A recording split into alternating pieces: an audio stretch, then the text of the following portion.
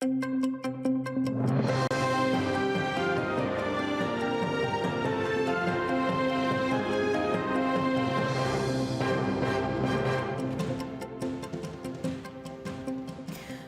17 січня, 15 у Києві, 16:00 у Криму. Ви дивитеся «Заман», в студії Софія Бляєва. Доброго дня.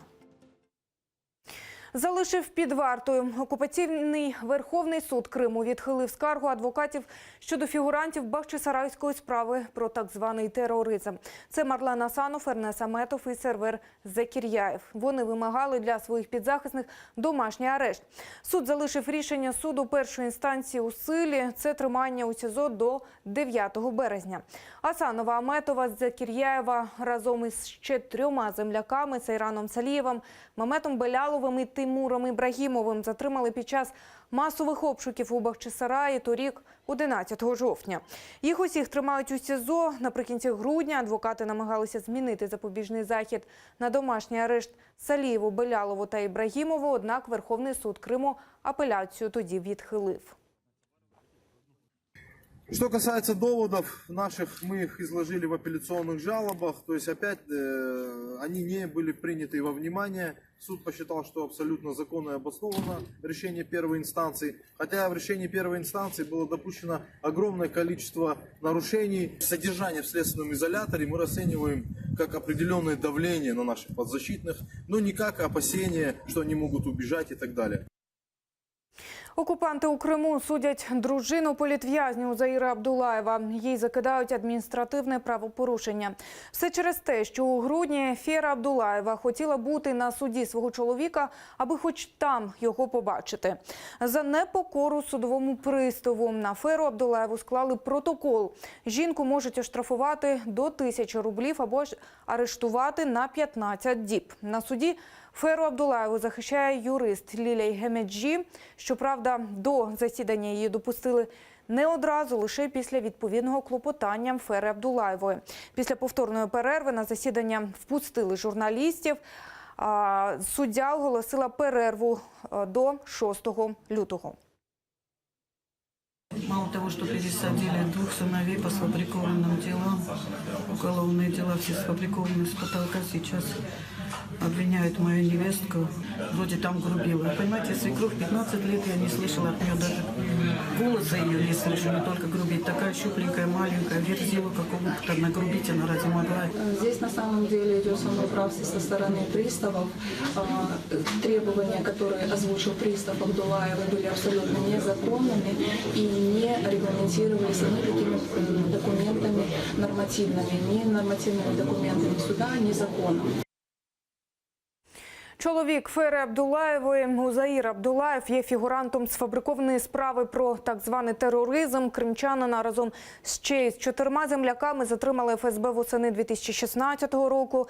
Закидають їм участь у організації Хізбут Тахрір, забороненої у Росії з 2003 року.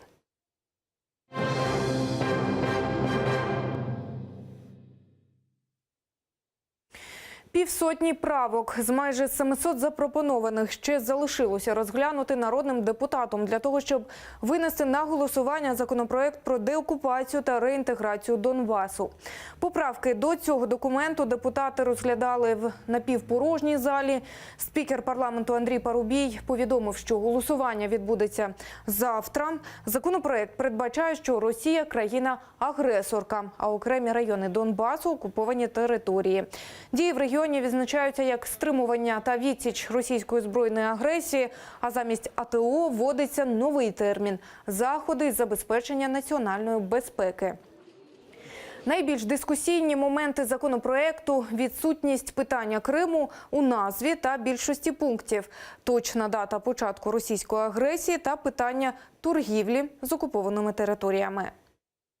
У кого виникла ідея написати в цьому законі, який визнає російську агресію агресією, а давайте дозволимо генералам визначати, які товари можна переміщати через лінію фронту? Я не буду говорити про корупцію серед генералів, ви про це краще за мене знаєте. Що буде відчувати солдат, коли він буде бачити, що за його спиною йдуть вантажівки, йдуть потяги, і хтось добре заробляє? Нема торгівлі в цьому проєкті. Іменника торгівлі нема. Дієслова торгувати немає. Про що ви говорите, колеги? Тим більше нема в контексті переміщення товарів, які контролювали в Збройні Сили України. Той самий порядок, який діє сьогодні, Кабінет Міністрів виконує єдину та вирішальну роль з приводу порядку переміщення товарів. Найкоротший шлях до деокупації Криму – створення Кримсько-татарської національної автономії. Про це в ефірі нашого телеканалу заявив голова Меджлісу Рефат Чубаров. За його словами, робоча група, що готує зміни до 10 статті Конституції України, вже на стадії узгодження остаточного варіанту тексту. Далі вже можна голосувати про передачу цих змін на розгляд до Конституційного суду. Однак, як зауважив Рефат Чубаров, попереду ще складний переговорний процес з українським політикумом.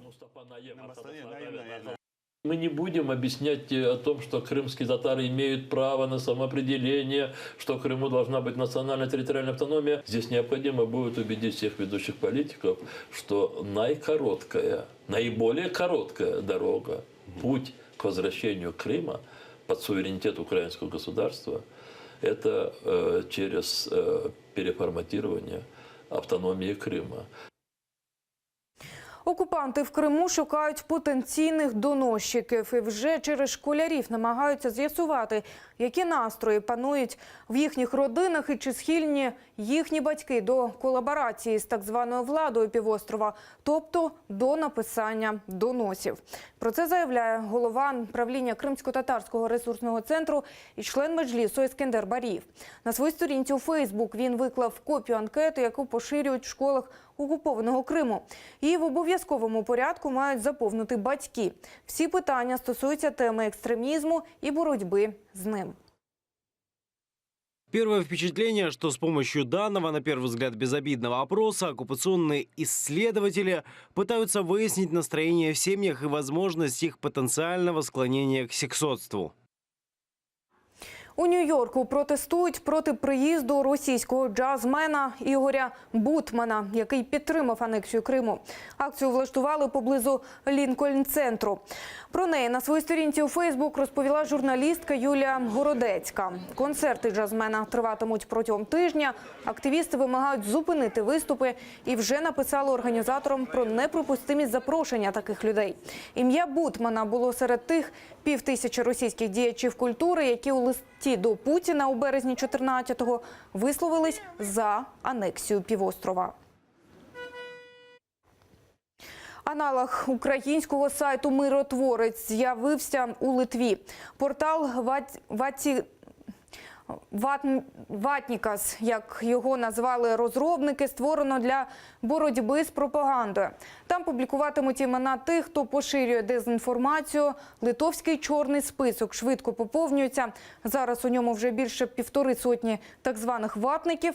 Український миротворець привітав зі створенням свого аналога у Литві і запропонував поділитися досвідом.